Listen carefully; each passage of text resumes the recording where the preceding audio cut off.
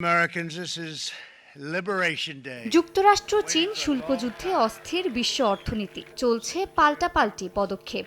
সবশেষ চীনের ওপর 145% শুল্ক আরোপ করে ট্রাম্প প্রশাসন। প্রেসিডেন্ট ডোনাল্ড ট্রাম্প বারবার দাবি করেন কয়েক সপ্তাহের মধ্যেই একটি চুক্তি সম্ভব, অথচ বাস্তবে সেই সম্ভাবনা দিন দিন ক্ষীণ হচ্ছে।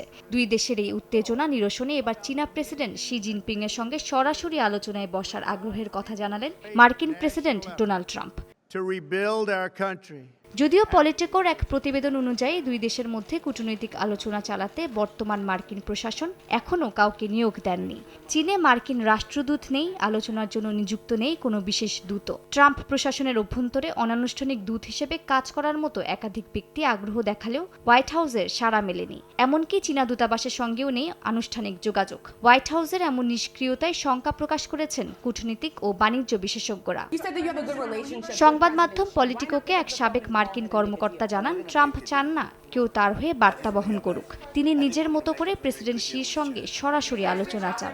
তবে বেইজিং এই ধরনের আলোচনায় মোটেও আগ্রহী নয়, যেখানে প্রকাশ্যে কোনো অপমান বা অপ্রত্যাশিত পরিস্থিতিতে পড়ার ঝুঁকি থাকে। এদিকে চীন এখন বিকল্প কূটনীতিতে মনোযোগী। দক্ষিণ পূর্ব এশিয়ার দেশগুলোর সঙ্গে জোট করতে তৎপর হয়ে উঠছেন প্রেসিডেন্ট শি।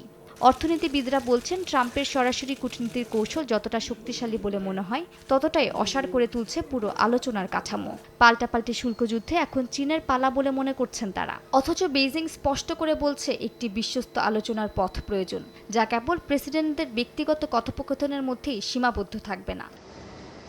মালিহা সুহরাওয়ার্দী, সময় সংবাদ।